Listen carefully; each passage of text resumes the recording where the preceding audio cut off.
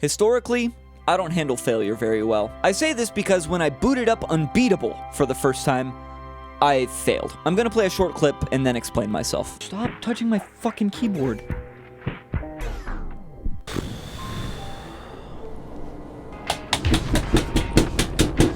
See, in the first actual bit of rhythm gameplay the story threw my way, my cat, who was sitting in my lap, this adorable fucking nightmare, decided to mess with my keyboard, and I freaked out a bit.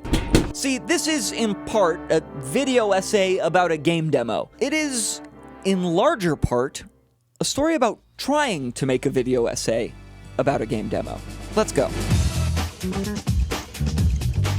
Now check out the wicked inspiration vibe. Unbeatable is a rhythm game in a genre that I absolutely love. Not rhythm games.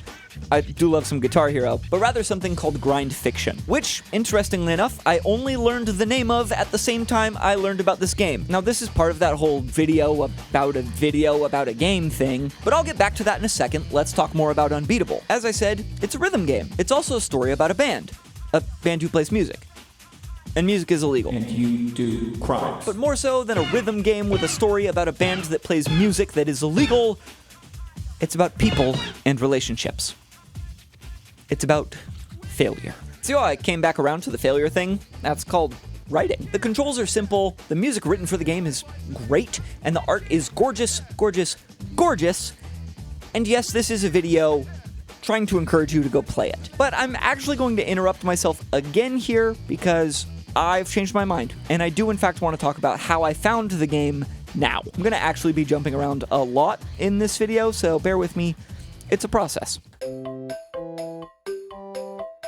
While watching YouTube late one night a little over a month ago, I stumbled across a video called The Cure to Nonchalant Energy by Mayersky. Or Mayersky, it's one of the two. It's a good video, and I can genuinely see Mayersky becoming a much bigger creator. But during that video, I was introduced to something that it turns out I was already quite familiar with. Grind fiction, a genre name which I had never heard before, but contains the first and fourth spots on my favorite games of all time. The World Ends With You and Jet Set Radio Future, by the way. I knew they had a similar vibe, but turns out there were all these people having conversations about this stuff that I absolutely love, and I was not involved.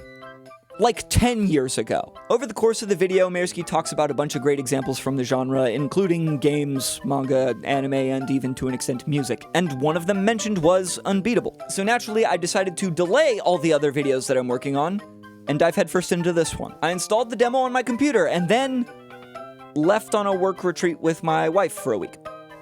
During that week, though, I was thinking pretty much constantly about how excited I was to try this little game. Could it become a new favorite? Will I love it like I do other things within the genre? I had to wait to find out. Alright, back to Unbeatable. As I said before, the game is about a band. Specifically, the singer of this band, Beat, who you play as. Beat is kind of a mess. She has very clearly been a source of stress for the rest of the band, and seems to struggle a bit with rules. The other members of the band are the siblings, Treble and Clef, and Quaver, the 12-year-old guitarist who Beat seems to kind of take care of. Look, we don't have a whole lot of story to go off of. It is a demo after all, but suffice to say, the characters are compelling and charming. Even the first 15 minutes of the demo will give you a lot to chew on. I should also mention that there are two types of gameplay in the demo. A short glimpse at the story and a pretty much fully fleshed out arcade mode with 20 songs, all at 6 difficulties for you to play. There's a lot here, and it's fun. The rhythm gameplay is approachable, but not easy. It's essentially a 2-button game where notes can come at you either high or low and on either side. One button hits high, the other low.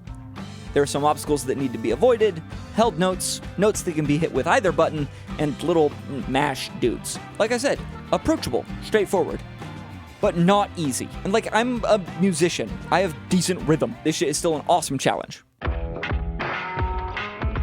This video has taken considerably longer than I could have possibly imagined at this point. In fact, I'm adding this section to the script nearly 2 months after having finished my first draft, and I'm recording this bit of the video a month after having recorded the rest of it, if you couldn't tell by the fact that my hair is considerably longer and a different color. As you will see as we get into the next part of the video, this entire project has been riddled with setbacks. I mean, as you have seen, I already knew that the making of this video would probably end up about as interesting as the subject itself. But honestly, I didn't expect any post-production stuff to make its way in here. As a note, as I'm about to get into this discussion of my first play session with the game, know that I have been beating my face against editing this video for a month. It's actually a source of lots of frustration for me right now, because I was on a great pace with videos before this. But with some changes at my job, and my wife's job, and a bunch of added deadlines for the band that I play in, and also dealing with a depressive episode, it feels like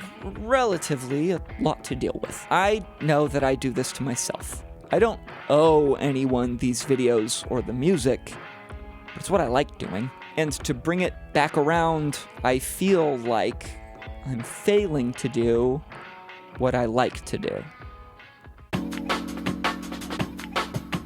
But it's time to talk about what happened when I actually sat down to play this demo. When time finally allowed me to play the game, I'll just explain my first session. I booted in, checked out the options, played the tutorial, did a song on beginner mode in the arcade, and then booted up the story in normal mode, where I was met with a cutscene that made me say, "Previously, what?" Then I wandered around and read a bunch of quirky and charming dialogue until I got to the first rhythm gameplay section, and that thing with my cat happened from the beginning of the video. Yeah, that felt good. As an additional source of frustration, you are not allowed to retry the section. You are just forced to move on. Oops, you failed. On to the next thing. I don't know why this causes me so much stress. Daryl Talks Games, if by any chance you see this, let's talk about the psychology of this shit. But anytime a game does something like this, it makes me so mad. The best way I can illustrate this is when I was playing through Final Fantasy XVI, which is a very fun and very cool game. I would get unreasonably angry when I would die during a boss fight and it wouldn't start me over from the beginning. It would just put me at a checkpoint during the fight. It feels like I'm being condescended to. I hate it. This moment here of failure is where working on this video really started. Sitting there, having bashed the shit out of my controller in a fit of baby rage. What happens after this moment?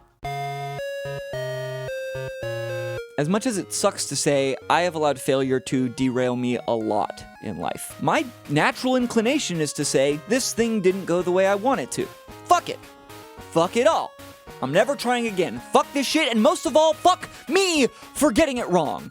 There are videos, songs, drawings, games, activities that I will just never return to and finish because of an event like this one. Because I fuck something up and can't forgive myself or get back into the headspace where I was excited.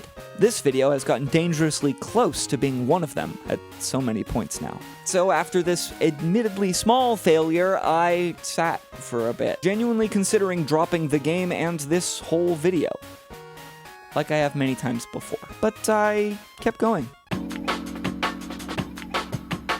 So I continued going through the story, experiencing more dialogue and a few more rhythm sections. They made a rhythm game where you beat up cops, fuck yeah, until it froze. But I'd already decided to keep going, so I quit out to the menu and restarted and played another 2 minutes until it froze again. So I just Alt F4'd and then wrote a bunch of the script up to this point. Yeah, I already kind of knew how this one was gonna go, because despite the setbacks, the game had sparked a small fire in the back of my mind. The art was so charming. The dialogue, though maybe a little inconsistent in quality, was personal and fascinating. The music was pleasant and didn't make me cringe, which is always a big plus in rhythm games of this vibe. I wanted to keep playing. I wanted to know what had people talking about this little game that I had just heard about. A demo. I wanted to feel something. Unfortunately, after having all of these thoughts and being really interested in the game, I got totally derailed by work. I spent the next few days very busy at my job that people always tell me is cool, but I'm very sick of, and then jumped back in as soon as my work week was over. I booted the game up, found a couple of mini games that I played for about 20 minutes, and then, oh.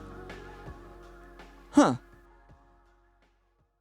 I don't know why I expected this to be longer, it's a demo, but I'm done with the story that had me totally enthralled. And there was only another 20 minutes left to play after the crash. And I had to wait nearly a week just to play those 20 minutes. And I only have like 1,000 words written for this video at this point. Shit. I sat in my chair with the script open for a few minutes, pondering again, scrapping the idea. Was I wrong and there wasn't really much of a video here? I mean, you're sitting there and you know that there are plenty of things I haven't talked about yet. Story notes that I could explore more, a good sense of humor on display. I could just try and talk a bunch about the music, I guess. There's a baseball minigame that seems pretty fucking hard. But why bother? You know, I could just play more of the arcade mode rhythm game. Wait, what is Unbeatable White Label?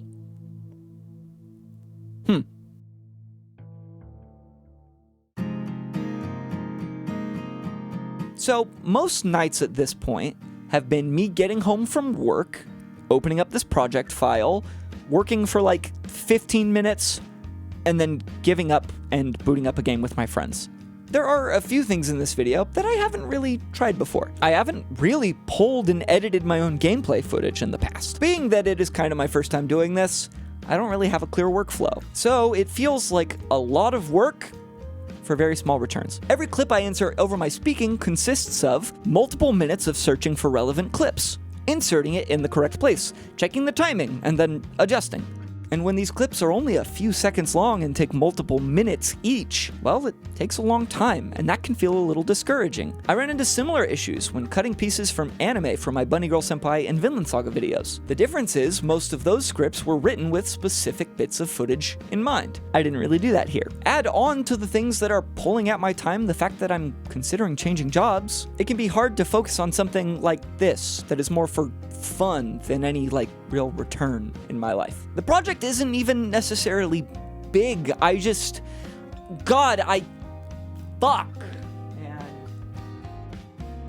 Scope creep is a major struggle for crowdfunded indie games. I think that when given the financial freedom to just work on something without oversight, it's easy to lose yourself in creation and get a little overambitious. I mean, if I ever end up going full-time doing this, I know I will be insanely tempted to have my first full-time video be an insanely bloated, multi-hour masturbatory mess. So sometimes this scope creep means a long wait for something that never manages to fulfill all of that ambition. And sometimes it does. And sometimes you end up with little fragments of brilliance. White Label is one of those fragments. Based on some very basic research, White Label was released a few years ago before the demo in order to give people kind of an idea of what the game could be, and also give a little context prior to it coming out. It was apparently going to be an episodic release, presumably to get us caught up to the kind of insane beginning of the story of the main game. Previously, what? We never got any episodes, but White Label is there. And weirdly enough, this is where the game really sunk its teeth into me. Okay, actual montage this time. When jumping into the game, you get a little tutorial again, and then they drop you as beat on the way to band practice. Apparently you're late, and it is also definitely not the first time you've been late. When you finally get yourself into the practice space, you're treated to some pleasant banter, and then the game asks if you want them to take it easy on you. But come on, I got a whole hour and a half in this game. I don't need easy. Hurt me, Daddy.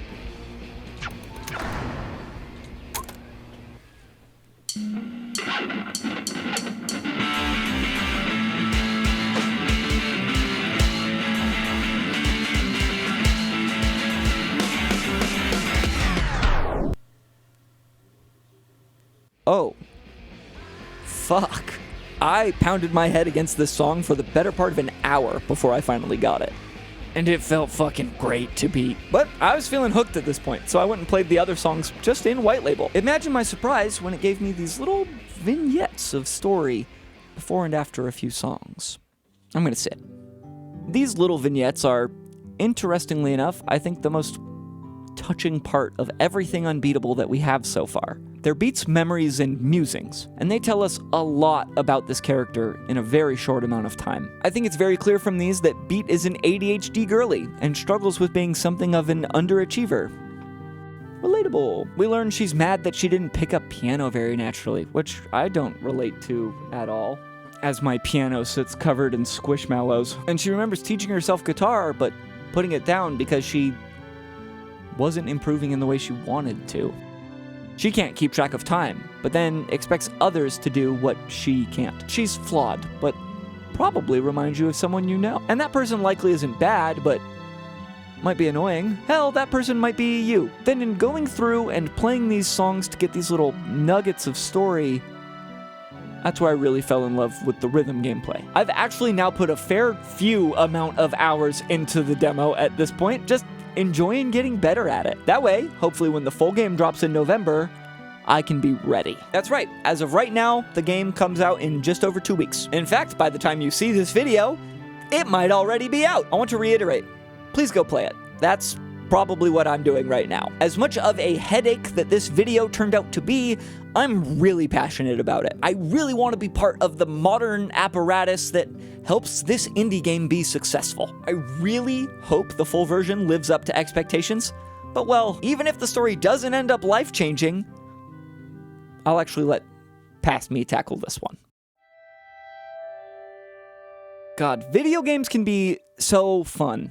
It's truly strange how often I forget that, but that kind of is their primary purpose. I have a tendency to get caught up in the art of it all, and maybe you do too, but that's totally okay. There are a lot of games out there that make a point to make a point, and that's what videos like this one are for. My goal is to point you at artistic experiences that I think are enriching, and then help you make sense of those experiences after you've had them. But man, sometimes a game is just fun, and fun is our favorite thing as humans. So many of the advancements we've had as a species are just to give us more time for fun. And as much as I hate failure, I have fun with difficult games. Even though there is unbridled rage burning for every death, I still boot up Souls games. Even though unbeatable difficulty is so hard for someone who hasn't really touched rhythm games since Rock Band 2, I love hitting that restart button whenever I fuck up a chart, and I get to do it again and get a little bit better. Because standing up again is what makes you get it. I won't do the cheesy thing. Joke's on you. Fuck you. I want to take a quick second to thank the patrons who help me justify spending time on these videos. If you enjoyed this, please leave a like, maybe go watch another video, and if you like that one, then subscribe. Because obviously I'm doing something right. Heck, talk to me about the game if you've played it, or if you're about to go play it, come back and talk to me in a little bit. If you really end up liking these videos, please consider checking out the Patreon. For as little as $1 a month, you get extra outtakes and behind the scenes from every video that I put out on YouTube, as well as some other things that I'm working on, which hopefully you'll see soon. Thank you so much for sticking it out this far.